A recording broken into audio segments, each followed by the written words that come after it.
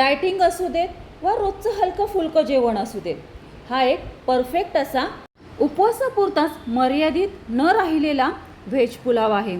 हा व्हेज पुलाव मोकळा व्हावा म्हणून कोणती रेसिपी टिप फॉलो करायची ते ह्या व्हिडिओमध्ये सांगितलेलं आहे. तेव्हा व्हिडिओ संपूर्ण पहा. व्हिडिओ आवडल्यास व्हिडिओला नक्की लाईक करा. मी भारतातील पुणे जिल्ह्याची तृप्ती स्वागत करते आपले यूट्यूब चॅनल भारतीय खाद्यसंस्कृतीमध्ये तृप्ती सुपशास्त्रामध्ये. आज आहे 24 एप्रिल 2026. आज शुक्रवार आहे. आज ज्यांचा वाढदिवस आहे त्यांना wish you many many happy returns of the day. त्यांच्या सर्व मनोकामना पूर्ण होत ही स्वामीचरणी प्रार्थना करून आजच्या भारतीय खाद्यसंस्कृतीमधील तृप्ती सुपशास्त्रातील कुकिंग व्हिडिओला सुरुवात करूयात. 1 वाटी भगर घ्यायची आणि ही 1 वाटी भगर स्वच्छ निवडून धुवून घ्यायची 2 ते 3 पाण्याने, जेणेकरून ह्याच्यातली जी काही कचकच आहे ती संपूर्णपणे निघून जाईल आणि 10 मिनटं हिला पाण्यामध्ये भिजत ठेवायची. आता दुसरीकडे एक कांदा घ्यायचा. कांदा उभा चिरून घ्यायचा, पातळ स्लाइस करून घ्यायची उभ्या ह्याच्या. कांदा चौकोनी सुद्धा कापायचा नाही आहे, कांदा उभाच कापून घ्यायचा. कांदा चिरून झाल्याच्या नंतर एक टॅमॅटो घ्यायचा आणि टॅमॅटोसुद्धा चिरून घ्यायचा. त्यासोबतच एक गाजर घ्यायचं आणि गाजरसुद्धा उभे चिरून घ्यायचे. अशा पद्धतीने गाजर, टॅमॅटो आणि कांदा चिरून घ्यायचा. तसेच 2 बटाटे घ्यायचे आणि बटाटेसुद्धा सोलून चिरून घ्यायचे. बटाट्याचे चौकोन काप करायचे. आता गॅस सुरू करायचा. गॅसवरती पातेलं किंवा कढई ठेवायची.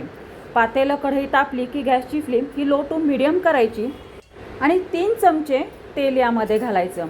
फोडणीला जिरं आणि मोहरी घालायची. जिरं मोहरी ही अर्धा टेबलस्पून घ्यायची, म्हणजे अर्धा आपला पोहे खाण्याचा जो चमचा असतो तो अर्धा चमचा जिरं मोहरी घ्यायची, फोडणीला घालायची. आणि उभा चिरलेला कांदा हा सुद्धा फोडणीला घालायचा.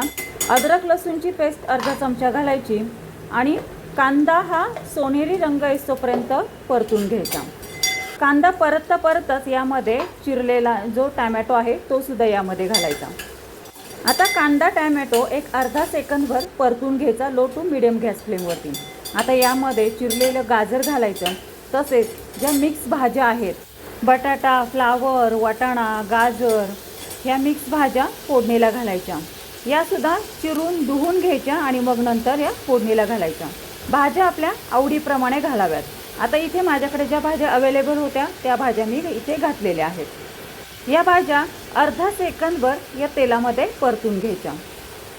तूप असेल तर तूप घालायचं, तेल असेल तर तेल घालावं किंवा बटर असेल तर बटर घातलं तरी चालेल, आवडीप्रमाणे आहे. अर्धा सेकंदभर इथे भाज्या संपूर्णपणे आपल्या परतून झाल्या. आता यामध्ये जास्त मसाले नाही घालायचा. एकच मसाला आपल्याला ह्याच्यामध्ये घालायचा, तो म्हणजे शाही बिर्याणी गरम काळा मसाला घालायचा. हा शाही बिर्याणी गरम काळा मसाला इथे मी 1.5 चमचा घातलेला आहे. तुम्हाला इथे 3 ते 4 चमचे दिसत असेल कारण तो छोटा चमचा आहे म्हणून, पण 1.5 चमचा यामध्ये हा शाही बिर्याणी गरम काळा मसाला घालायचा आणि या भाज्यांना पुन्हा अर्धा सेकंदभर परतून घ्यायचं. आता इथे पहा, चवीसाठी मीठ घालायचं आहे. मीठ घातल्यावरती पुन्हा या भाज्या चांगल्या परतून घ्यायच्या, म्हणजे जेणेकरून मीठ जे आहे, मसाला आहे, हे संपूर्णपणे भाज्याला कोटिंग होईल. मसाले आणि मीठ हे भाज्यांना लागलं गेलं पाहिजेत. आता 10 मिनिटं जो तांदूळ, वरईचा तांदूळ जो भिजत ठेवला होता तो फोडणीला घालायचा आणि हा पण अर्धा सेकंदभर ह्या भाज्या आणि ही भगर एकत्रित अशी अर्धा सेकंदभर परतून घ्यायची. आता इथे पाणीसुद्धा इम्पॉर्टंट आहे बरं का. आता इथे पहा, 1 वाटी आपण भगर घेतली तर 1 वाटी भगरला 2 वाट्या पाणी घ्यायचं आहे. ज्या वाटीनी भगर घेतली त्याच वाटीनी पाणी घ्यायचं आहे. या व्हेज भगर पुलावला सुद्धा पाण्याचं प्रमाण खूप महत्त्वाचं आहे. म्हणून ज्या वाटीनी भगर घेतली त्याच वाटीनी 2 वाट्या पाणी यामध्ये घालायचं आहे. 2 वाट्या भगर घेतली तर 4 वाट्या पाणी घालायचं आहे.